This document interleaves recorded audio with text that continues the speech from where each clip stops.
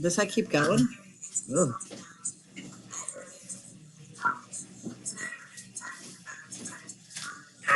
Which is the real thing. Which one is the real bad? You see Charles in the Inferno.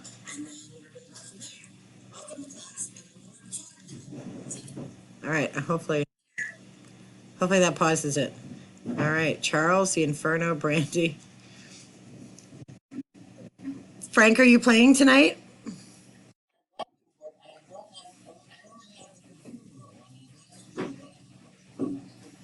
Oh. Nope. Okay. All right, so we're going to get started. You guys ready? All right, here we go.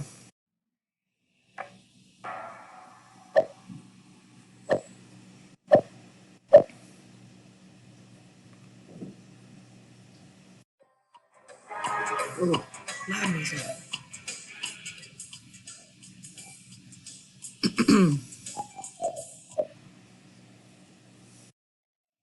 Haha. So, of course, why would you know how many people got hacked? How many accounts were hacked in 2018? 2.5 billion. So, welcome back. You were with me last week, so we talked a lot about hacking and how critical it is that we train more ethical hackers. Tonight's focus is really on how to protect yourself and how to protect your assets and your machines and your accounts. So it's helpful to know that, and this number, of course, has risen in 2019 and now in 2020, especially with COVID. But we're talking about billions of accounts that are hacked each and every year. And that's why it's important for all of us to know. Hello, Inferno. I know who the Inferno is because I know who the other two are. True or false? 1 in 4 people are at risk for a cyber attack. That is true. And that number probably is outdated. It's probably more than that now. All right. True or false? Natural disasters, extreme weather, and cybercrime terrorism are considered the 3 greatest global issues. That is also true. You guys are pros. That's because you were all here last week. You know the answer to these questions. All right, here's a quiz question. According to Verizon's 2020 report on data breaches, how many were financially motivated?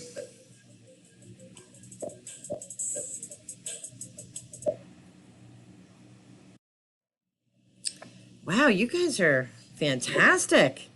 Did you guys get the slides ahead of time? Was Marshall handing out the quiz to you?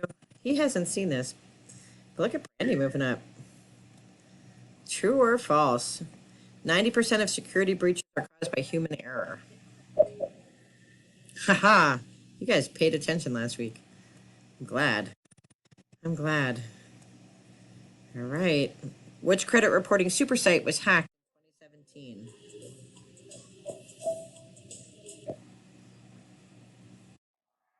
It was Equifax. So interesting thing about Equifax is that, and Experian and TransUnion, National Credit Bureau, by the way, is fake. They don't need your permission to have your data. You've never signed an agreement with them to have your data, but yet they have it. So interesting.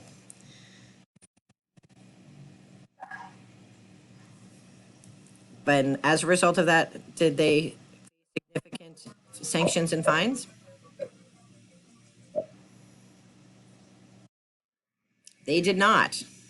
They did not. There was a class action lawsuit. You can get $125 if you can prove that you spent more than, well, it depends, more or less than 10 hours.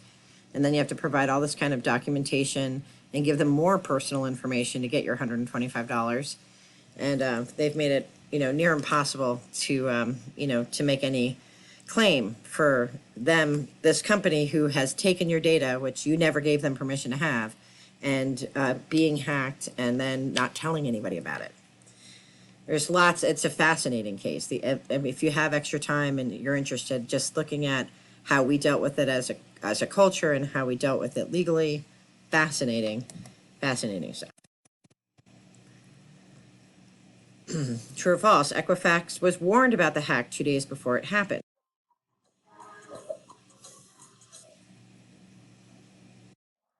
They were warned about the hack before it happened. They did nothing. And then they waited months before they told anybody about it. And their leadership started selling off their stock. Yeah. And these are people who have your information that the government backs. And it's that these are the 3 credit agencies that you go through if you want to buy a house or a car, right? Oh, Brandy, you were up there. Don't worry, Brandy. You can do it. Take Marshall down a peg. According to Google, which kind of hacking increased as a result of COVID?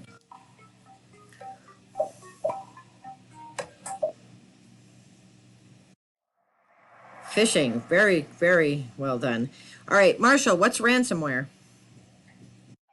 When someone they go to your computer and typically, I think it's mostly always, they encrypt your computer but keep the key so you can't access your files, and then they'll even, a lot of times if they're smart, they'll back it up and then start deleting it off your computer and then they'll only unlock it or give you your data back if you pay a ransom. And who do they typically target? Governments, and more specifically, Oh, I don't know.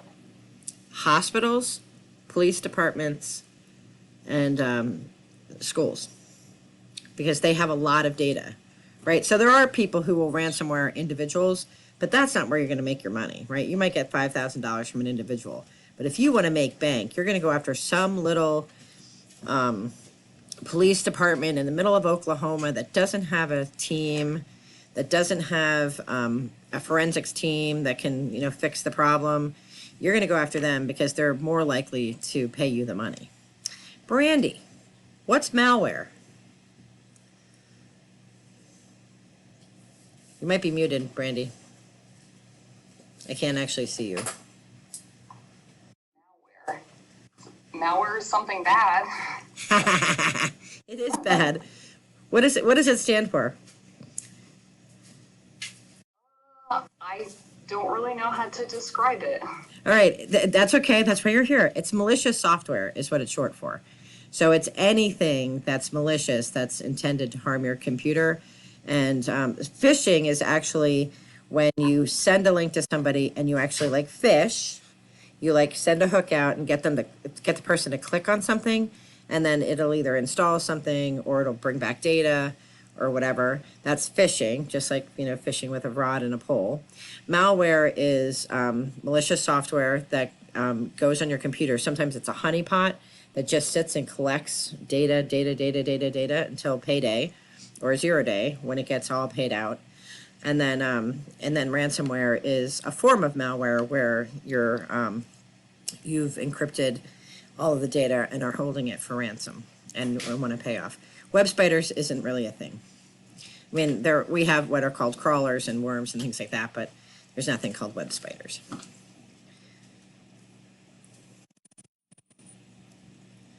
All right, a quiz. Which of the following is not a sign that you've been hacked?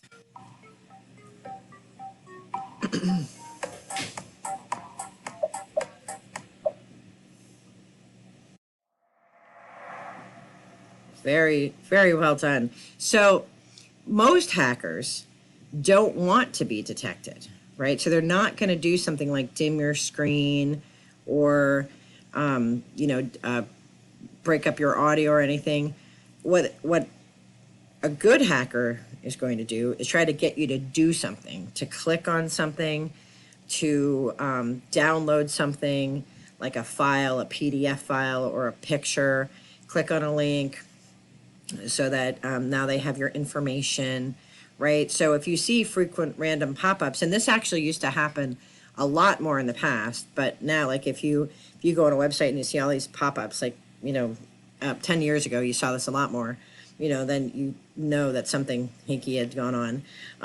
If you get antivirus messages, but you already have an antivirus, or, then you know that you've something hinky's going on. And then if your internet searches, like you search for cats and you get stuff for shampoo, you know that you've probably, something hinky has gone on, and that you've either been hacked or you've been phished, which is a form of hacking, that something is going on. But if your screen dims after 10 minutes, there would be no advantage to somebody doing that to you. All right, next item. According to Microsoft, 99.9% of all Microsoft account hacks are due to what?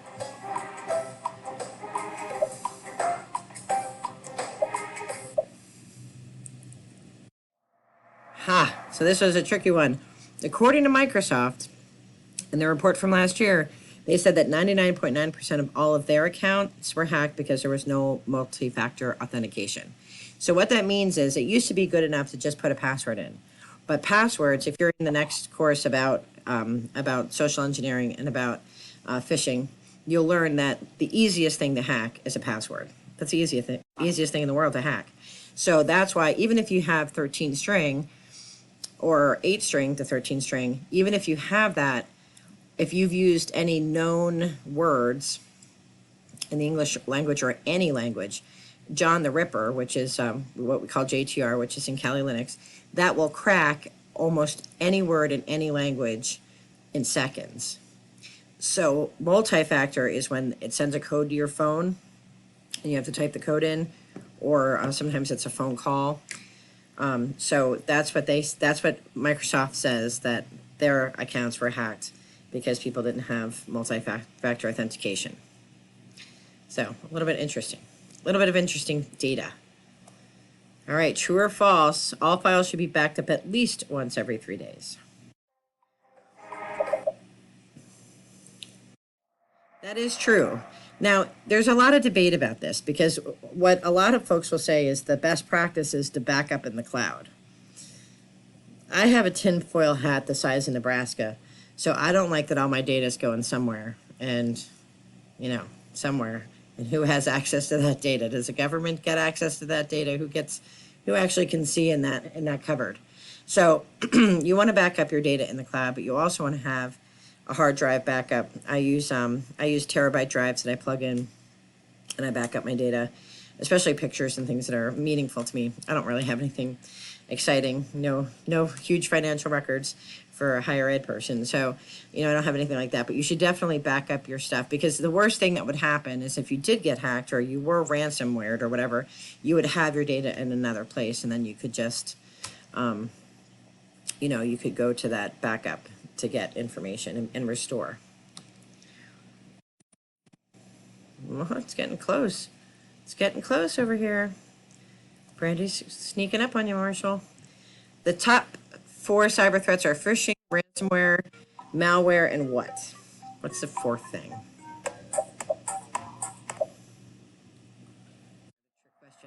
It is the insider threat. So the insider threat are people who work on the inside. Ed Snowden, for example, depending on what you consider him, if he's a hero or a criminal, was an insider threat. So he took information from the NSA and then delivered it to to reporters in the United Kingdom. And so it's somebody working on the inside giving credentials out. And usually they're doing it for financial motivation, payoffs, or sometimes threats, things like that. Hackers will find something about that person and then extort them that way.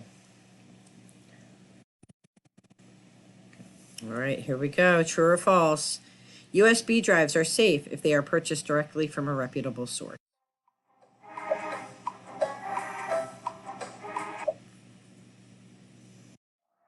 That is in fact false. So USB drives are nothing is ever safe. And so when my boys were little, we used to take them whale watching all the time. And the marine biologist told my sons, listen, anything with teeth will bite you. Because if something's hurt or scared enough, if it has teeth, it will bite you if it needs to.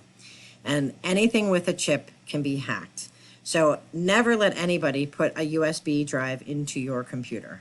Never let anybody plug anything into your computer. you know, because they may not know that they have a virus on their USB, right? But USB is like, they're like little carriers of viruses. They carry stuff from computer to computer. One of the most popular ways to hack somebody is by using a keylogger. So you put in a rubber ducky or a USB, a cute little USB that say I have to print out my paper, stick it in somebody's computer. The paper comes up, but while the paper is coming up on the back end, it's installing a program that logs all of your key motions, all of like your passwords, where your fingers go, what you type in all the time. So never put, never trust anything. If you get a new USB like out of the package, you can run a scan on it to make sure that it's clean before you use it.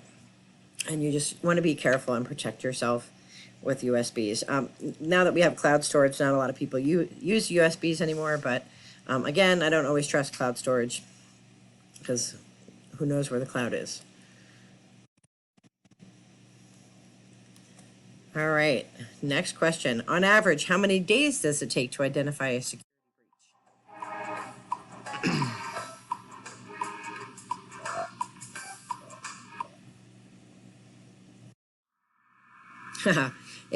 So according to the research that they did on Microsoft, 196 days it takes before you actually know that you've been hacked. So in that time, a lot of data gets collected. Because remember that a good hacker isn't championing with a cape and sunglasses and saying, "Ha, I'm here." A hacker's job is to get in stealthily and then collect information, what we call honeypot, collect things until payday, and then or 0 day or whatever they want to call it. So they're collecting until that day, and then when they have enough data, that's when they launch their ransomware. That's when they launch, their attack to take the data and give it to somebody else.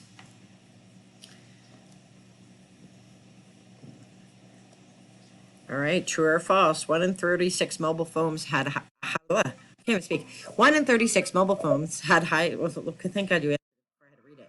That is true. So I am sure that number has also increased since 2018. I'm sure it's way more than way lower than 36 phones now. So let's talk a little bit about phones. Well, I don't want to talk about them too much yet because there's some more questions about it, but it'll test to see if you're paying attention. So, Marshall, you awake? Okay, so if I want to create an app for an Apple phone, what do I have to do? Get the developer's license. Okay. You submit your app to them. And then what do they do? Look at it. I don't know to what extent.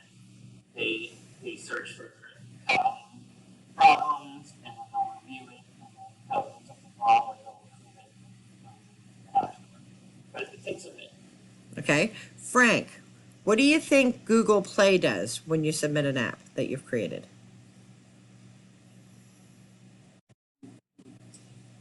For the Google Play Store, what does Android do for apps that are created by a third party? Okay, Brandy, do you have an idea?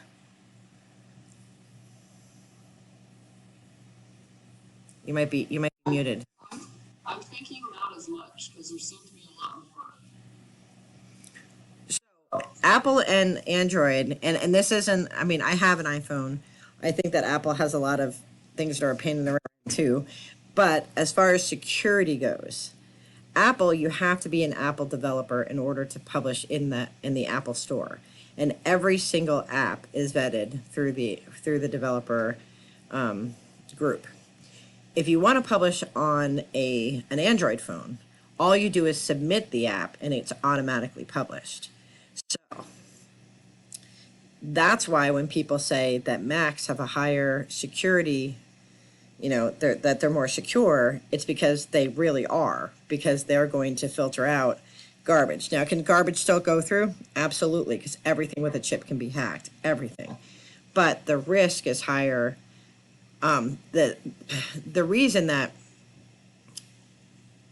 the flip side of that is that if you're an educator and you want to create an app for other students, it's such a process to have Apple do it, and the coding's a little bit harder than it is for Android.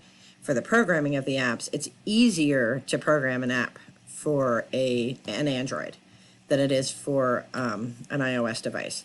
So, if you're learning or if you want to get something quick and up there, it's much easier to program. And of course, the phones are a lot cheaper.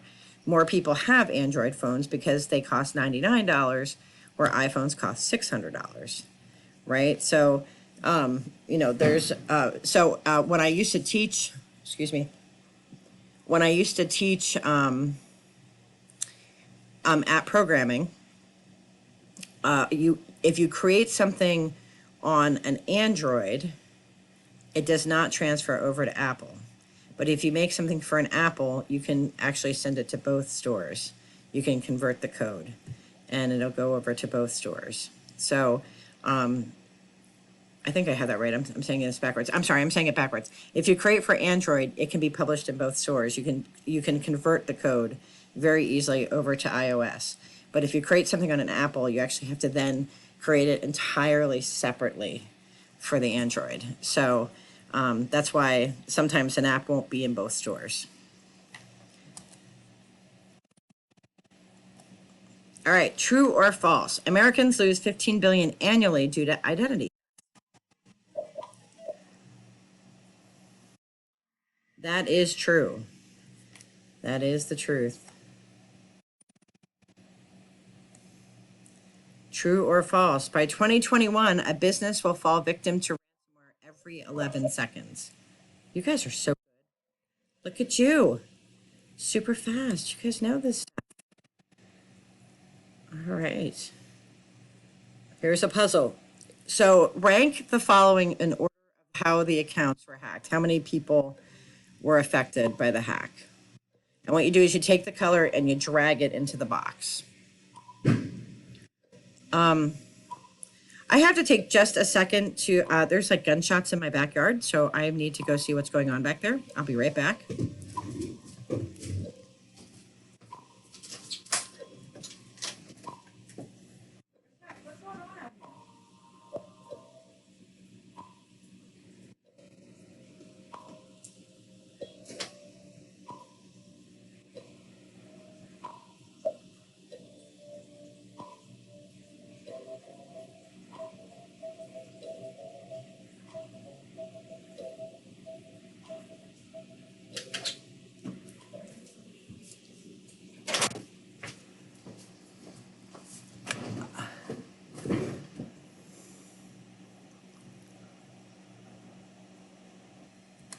All right, can you still hear me?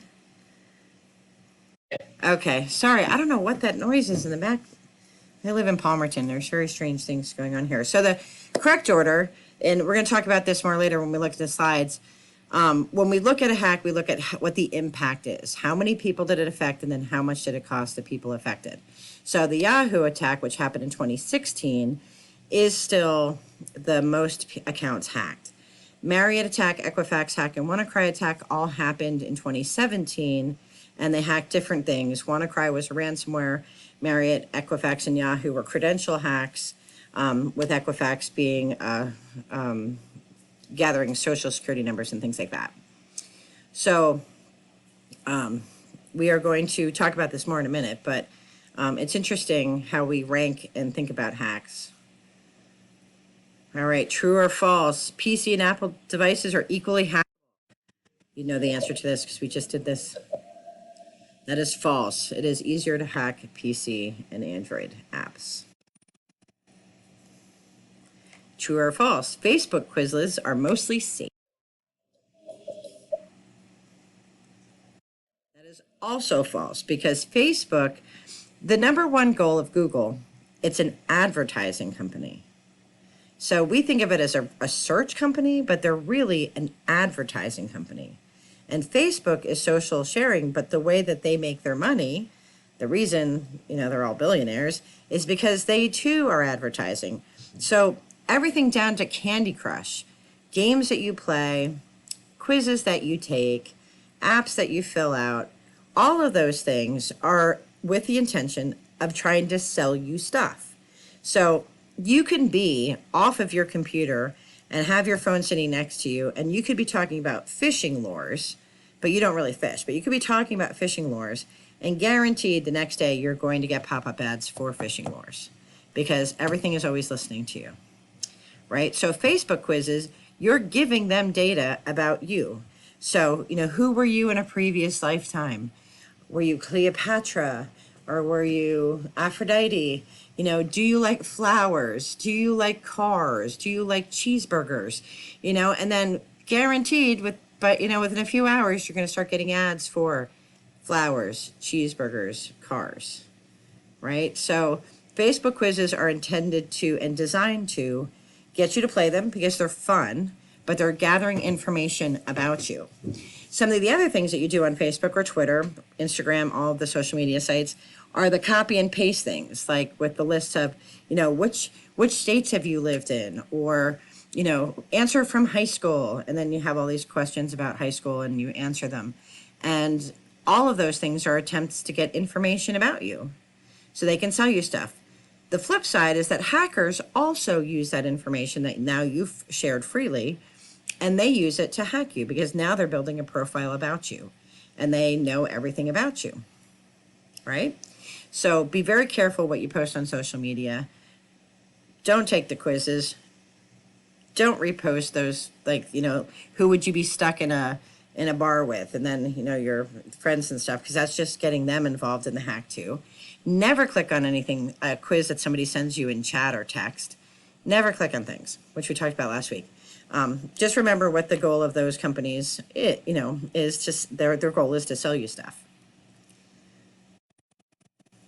These scores are high. All right, question number 22. Which of the following devices is not listening to you yet? That is correct. So far, EasyPass is not listening to you, but EasyPass is tracking you at all times. So we kind of think, well, it's only ever turned on if I'm going through the turnpike. Not true. Your EasyPass is always tracking you. It always knows where you are. But a modern television and the remote control that goes with it, those are always listening. The Alexa is always listening. And if it hears its watchword, which is Alexa, but you can change it to Echo, or you can actually change it now to anything. That is always listening. And when it hears its watchword, it records for so many seconds before and after, and then it'll record and then wait for a little bit to see what you're saying. And smartphones are constantly listening to you. Your smartphone right now is doing a bazillion things in the background, even though you're not on it. Well, technically you are on them. So in addition to what you're doing right now on your phone, it's doing a lot of other things. And one of the things that it's doing is it's talking to other devices in your house. So if you have Internet of Things devices in your house, things that share data wirelessly, they are speaking at a volume that you cannot hear. And they are talking to each other and sharing data about you. Now, if they can share that data, who else is getting that data? So I program for Amazon if you're in that class. I have programmed quite a few apps for Amazon, and I don't have an Alexa device in my house. All right. When should you click on a link sent to you in text or chat?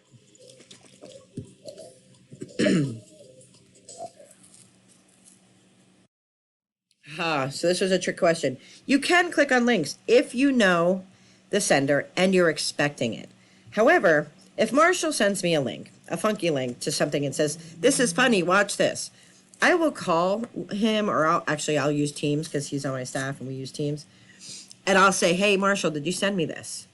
Now, one time, this lady that I used to work with sent me a very risque picture in Facebook. So I wrote her a thing. I said, in another program, I said, her name is, I don't want to say her name, Susie, I think you've been hacked because, this picture got sent to me and I'm pretty sure that you would never send me a picture like this. And she wrote back, she's like, oh, don't you like stuff like that? So sometimes they'll write back and be like, yeah, that is me. But most of the time, people aren't sending you new friend requests. If you get a new friend request from somebody that you've been friends with a long time on Facebook, chances are they've been hacked. Same thing with Twitter and Instagram. Never click on any, the little glittering things where people are like, let me send you a hug, pass it on. Do not pass that on. That is there's, that's something trying to get access to your phone, and most likely it's spyware that they're sending, right? And phones are the new target because less and less people are using tablets, laptops, and desktops. Everybody has a smartphone. Even if you have the safest phone, and this is sad to say, the safest phone right now for you to buy is a flip phone that is not smart. Oh, Marshall got that one right. True or false? The average household contains 17 smart devices.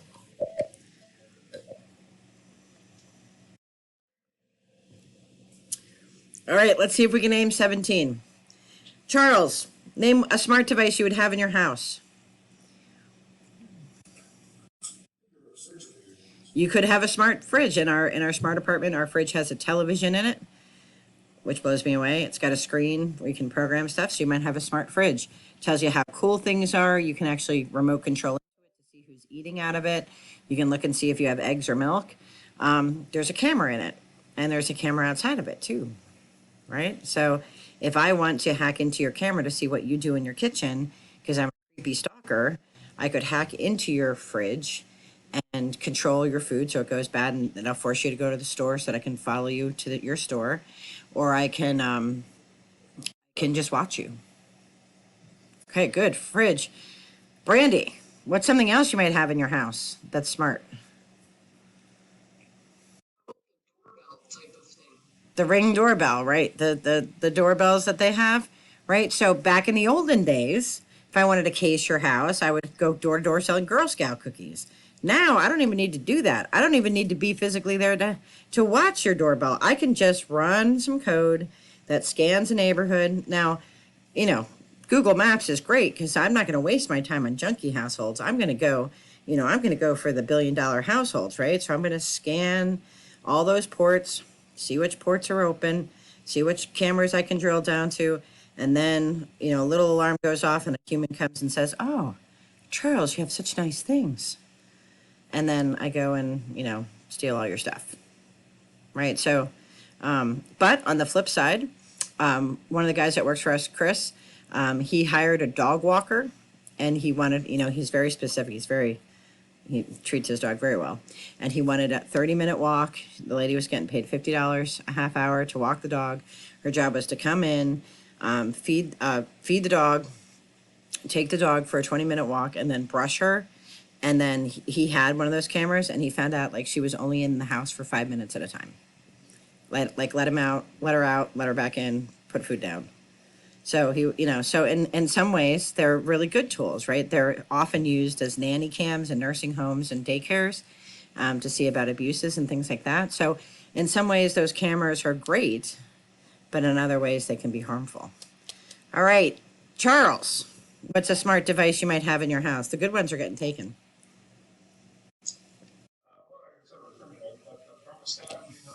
A thermostat. I'm sorry, Charles. You did say the fridge. Thermostat is another one, which you control with your phone. Well, that's great, except if you don't like somebody, right? And you wanna lock all their automatic locking doors, and then cook them or freeze them, right? There's all kinds of sketchy things going on in my head. Marshall, what is my favorite thing that's smart in the smart apartment? My favorite thing I talk about all the time.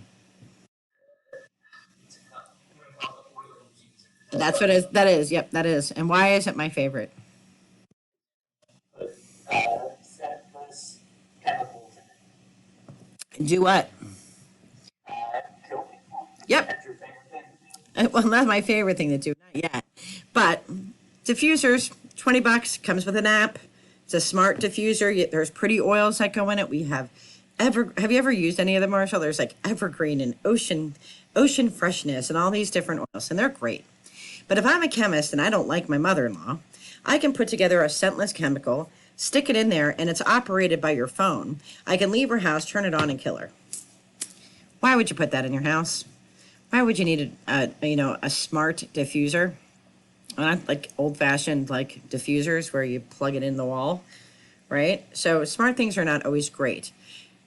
Frank, can you think of one?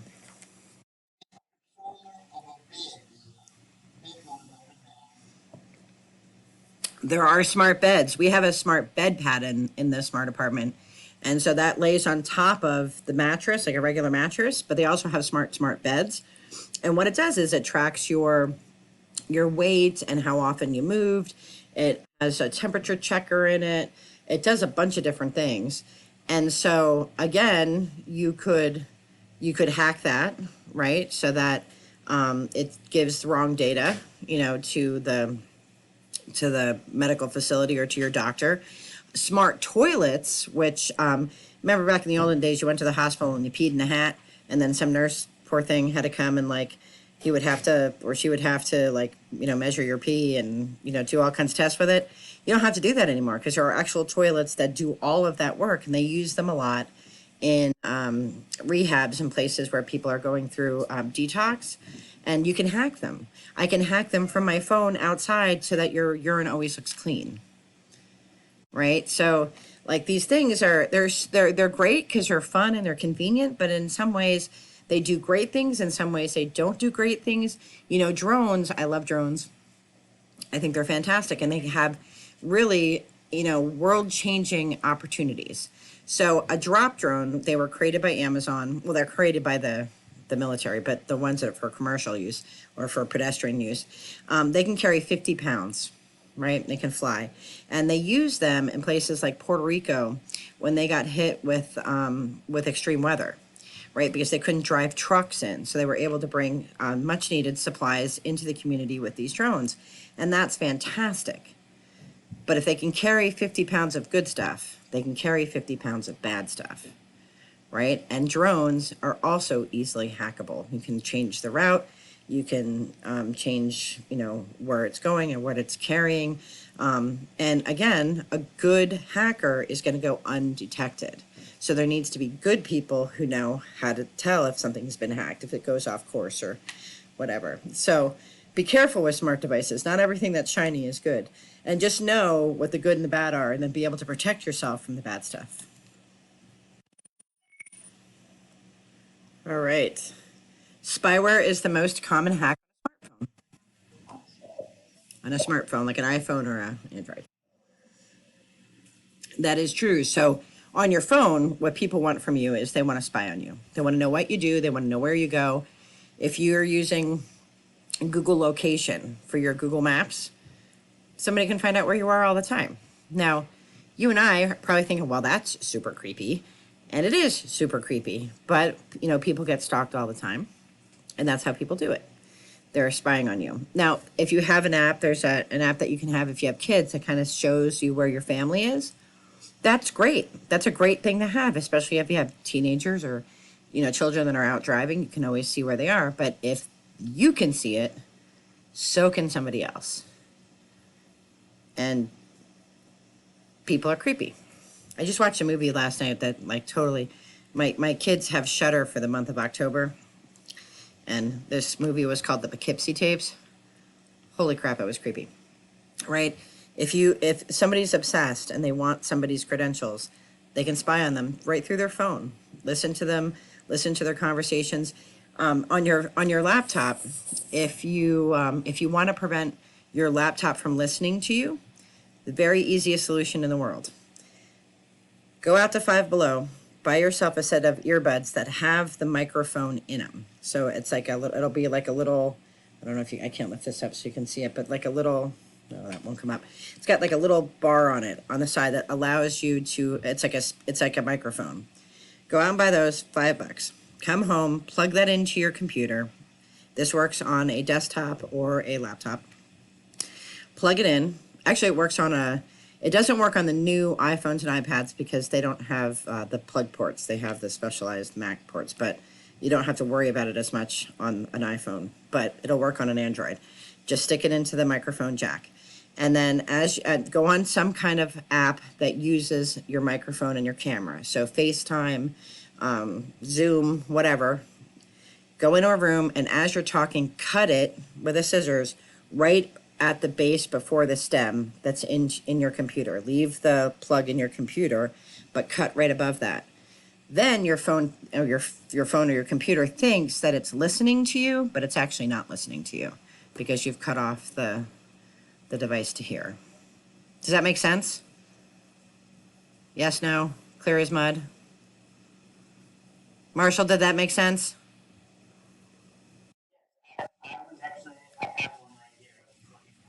It is the simplest solution to not being able to hear you. And then what do you do if you don't want people to see you? They sell the little things that you can put over your camera, but all you really need is black electrical tape from the store. You don't have to buy anything fancy. Just go get yourself a piece of electrical tape, stick it over your camera anytime you're not using it. So anytime that you don't want the computer to hear you, you just stick that microphone. Like, it's going to be a little stub this big. You're going to just stick it back in your computer when you don't want to be listened to, and then you take it out for meetings and things like this where you don't care if it listens to you. That also works on any Android phone and any older iPhone that has a regular plug for the jack. It doesn't work on the new iPhones because they have their own specific kind of jack. So far, so good? All right. All right, next question. The App Store and Google Play are the two biggest official app stores.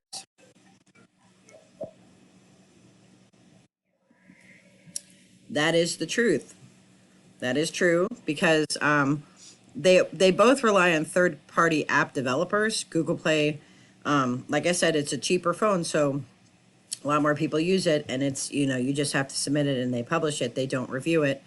Apple does review all apps that go through, and you have to pay for a license fee. I think you do have to pay for Google. I think Google is $35 to be able to publish in their store, and to be a developer, it's like it used to be $100. That's what I paid for it. So you have to pay to be part of both. But if you're gonna get lots of money from from spyware and revenue that way, $35 is nothing. All right. Next one. In 2018, how many Americans reported identity theft? It's a tricky one. The number ones are like, how would I know? 60 million, right? So that's people who reported it. And so identity theft is a lot like sexual violence crimes. A lot of people don't report that it happened because they're embarrassed because they know that they clicked on something or they did something wrong, and that's why their identity was compromised. So it probably is, especially in 2020, closer to 100 million, 150 million, but reported we know of 60 billion in 2018. All right, question 28. Only three more. Which country is attacked the most? This is, by the way, a trick question. That's right, China, Frank. That's right. As a country, China is attacked the most, but individuals in the United States are attacked more. So the country of China, their national infrastructure, because they say that they have the most strict firewall, everybody's trying to go after them because that's like a feather in a hacker's cap. But actual people that get attacked, actual like individuals who get attacked, it's people in the United States that get attacked. All right, almost done. Which device, the home device, is most of these?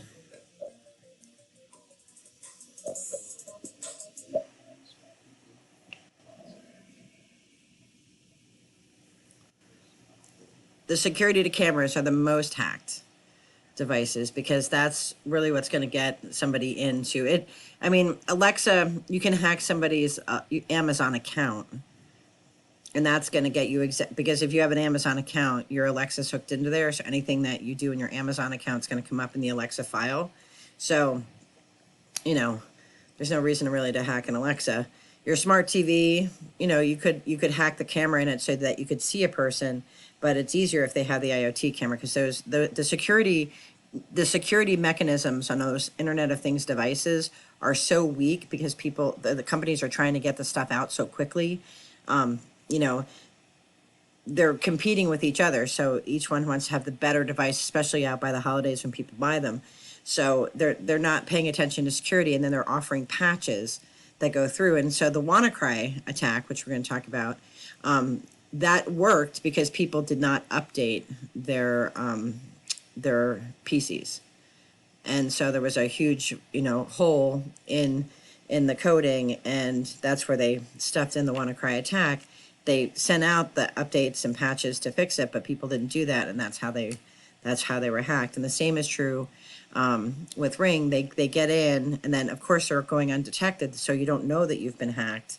And then they're doing it for any number of reasons. See what you have in the house, stalk your kids, put it on a live feed somewhere. There's no telling what people do. All right, last question, true or false? There are currently, as of today, 2,260 known virus swarms and hacks. And that is true. That is as of today. Tomorrow that number may be different. All right, let's see. Our podium. Everybody's a winner. Charles and Brandy and Marshall. Frank, how many did you know?